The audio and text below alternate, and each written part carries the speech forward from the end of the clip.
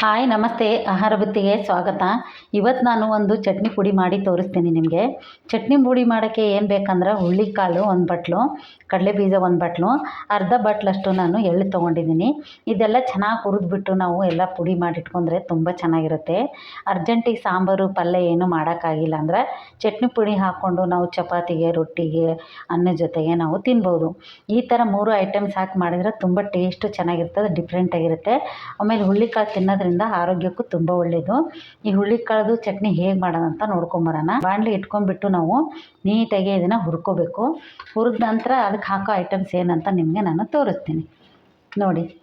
1 spoon ಆಗೋಷ್ಟು ಹಿಂಗು, 1-2 ಗೆಡ್ಡೆ ಬೆಳ್ಳುಳ್ಳಿ, 1 ಸ್ಪೂನ್ ಉಪ್ಪು, ಸ್ವಲ್ಪ ಹುಣಸೆಹಣ್ಣು, ಸ್ವಲ್ಪ ಬೆಲ್ಲ, ಸ್ವಲ್ಪ ಚಿಲ್ಲಿ ಪೌಡ್ರು, ಸ್ವಲ್ಪ ರುಚಿಗೆ ಕಲರ್ ಬರಲಿ ಅಂಥೇಳಿ ನಾನು ಕಾಶ್ಮೀರಿ ಪೌಡ್ರ್ ತೊಗೊಂಡಿದ್ದೀನಿ. ನೀವು ಕಾಶ್ಮೀರಿ ಪೌಡ್ರ್ ಇಲ್ಲ ಅಂದರೆ ನೀವು ಸ್ಕಿಪ್ ಮಾಡ್ಕೋಬೋದು. ಇದೆಲ್ಲ ಲಾಸ್ಟಿಗೆ ಹುರಿದ ನಂತರ ನಾವು ರುಬ್ಬಕ್ಕೆ ಹಾಕ್ತೀವಲ್ಲ ಆವಾಗ ನಾವು ನೋಡಿ. ಇವಾಗ ಒಂದು ಬಾಣಲಿ ಇಟ್ಕೊಂಡಿದ್ದೀನಿ. ಬಾಣಲಿಗೆ ನಾವು ಫಸ್ಟು ಹುಳ್ಳಿಕಾಳು ಹುರ್ಕೊಳ್ಳೋಣ. ಹುಳ್ಳಿಕಾಳು ಹುರ್ಕೊಂಡ್ಬಿಟ್ಟು ನೆಕ್ಸ್ಟು ನಾವು ಕಡಲೆಬೀಜ ಹುರ್ಕೊಳ್ಳೋಣ. ಇವಾಗೆಲ್ಲ ನೀಟಾಗಿ ಇದನ್ನು ನಾವು ಹುರಿದು ಆರಕ್ಕೆ ಇಟ್ಕೊಂಡ್ಬಿಟ್ಟು ಚಟ್ನಿ ಪುಡಿ ಮಾಡಿ ನೋಡಿ ನೀವು, ಸೂಪರಾಗಿರುತ್ತೆ, ತುಂಬ ಚೆನ್ನಾಗಿರುತ್ತೆ.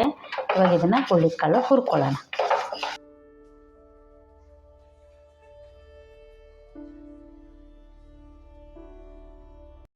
ನೋಡಿ ಈ ಥರ ನಾವು ಹುರಿಬೇಕು. ತುಂಬ ಕಪ್ಪಾಗೋವರೆಗೂ ಹುರಿಯೋಕ್ಕೆ ಹೋಗ್ಬಾರ್ದು. ಸ್ವಲ್ಪ ಚೆನ್ನಾಗಿ ಬ್ರೌನ್ ಕಲರ್ ಬರೋವರೆಗೂ ಹುರ್ಕೊಂಡ್ರೆ ಸಾಕು, ಸೂಪರಾಗಿರುತ್ತೆ. ಆರಿದ ನಂತರ ನಾವು ಮಿಕ್ಸಿ ಜಾರ್ಗೆ ಹಾಕಿ ಚಟ್ನಿ ಪುಡಿ ಒಂದು ಗಾಜಿನ ಬಾಟ್ಲಲ್ಲಾಗಲಿ ಇಲ್ಲ ಒಳ್ಳೇದು ಒಂದು ಬಾಕ್ಸಲ್ಲಾಗಲಿ ಸ್ಟೋರ್ ಮಾಡಿ ಇಟ್ಕೊಂಡ್ರೆ ಸಾಕು, ಸೂಪರಾಗಿರುತ್ತೆ. ನೋಡಿ ಕಡಲೆ ಬೀಜನೂ ಹುರಿತಾಯಿದ್ದೀನಿ. ಕಡಲೆ ಬೀಜನೂ ಸ್ವಲ್ಪ ಚೆನ್ನಾಗಿ ಹುರ್ಕೋಬೇಕು. ಸಣ್ಣ ಉರಿ ಇಟ್ಕೊಂಡ್ಬಿಟ್ಟು ನೀಟಾಗಿ ಇದನ್ನು ಹುರ್ಕೋಬೇಕು. ಜೋರೇ ಉರಿ ಇಟ್ಬಿಟ್ಟು ಬೇಗ ಅರ್ಜೆಂಟ್ ಮಾಡಿ ಹುರಿಯೋಕ್ಕೆ ಹೋಗಬೇಡಿ. ನೋಡಿ ಇವಾಗ ಹುರಿದಿರೋದಾಯಿತು. 3 ನಾನು ಹುರಿದು ಇಟ್ಕೊಂಡಿದ್ದೀನಿ. ಸ್ವಲ್ಪ ಇದನ್ನು ನಾವು ತಣ್ಣಗಾಗಕ್ಕೆ ಬಿಡೋಣ. ತಣ್ಣಗಾದ ನಂತರ ನಾನು ಮಿಕ್ಸಿ ಜಾರ್ಗೆ ಹಾಕಿ ನಿಮಗೆ ಚಟ್ನಿ ಪುಡಿ ಹೇಗೆ ರುಬ್ಬೋದು, ನೈಸ್ ರುಬ್ಬೋದ ದಪ್ಪ ರುಬ್ಬೋದ ಅಂತ ನಾನು ತೋರಿಸ್ತೀನಿ ಬನ್ನಿ. ನೋಡಿ ತಣ್ಣಗಾಗಿದೆ. ಇವಾಗೊಂದು ನಾವು ಚಿಕ್ಕ ಜಾರ್ ತೊಗೊಂಬಿಟ್ಟು ಇವೆಲ್ಲ ಮಿಕ್ಸ್ ಮಾಡಿಬಿಟ್ಟು ನಾವು ಜಾರ್ಗೆ ಹಾಕ್ಕೊಂಬಿಟ್ಟು 1 ರೌಂಡು ಇದನ್ನು ಹಾಕ್ಕೊಂಬರ್ಬೇಕು. ಆಮೇಲೆ ಇದನ್ನು 1 ರೌಂಡ್ ಹಾಕ್ಕೊಂಬಂದ ನಂತರ ಇದಕ್ಕೆ ನಾವು ಚಿಲ್ಲಿ ಪೌಡ್ರು, ಬೆಳ್ಳುಳ್ಳಿ, ಇಂಗು, ಉಪ್ಪು ಎಲ್ಲ ನಾವು ಇದಕ್ಕೆ ಸೇರಿಸ್ಬೇಕು.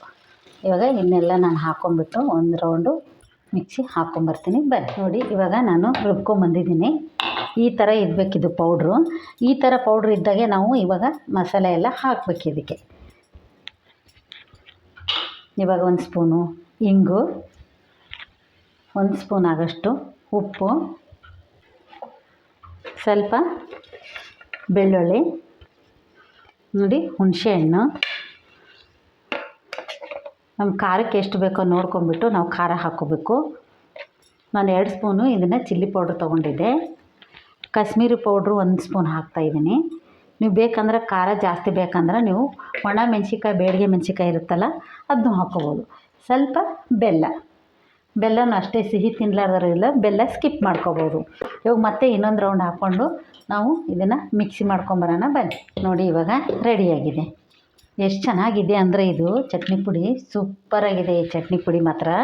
ಈ ಥರ ನೀವು 1 ತಿಂಗಳು 2 ತಿಂಗಳು ಸ್ಟೋರ್ ಮಾಡಿ ಇಟ್ಕೊಂಡ್ರು ಏನೂ ಆಗೋಲ್ಲ, ಅಷ್ಟು ಚೆನ್ನಾಗಿ ಟೇಸ್ಟ್ ಇರುತ್ತೆ ಇದು.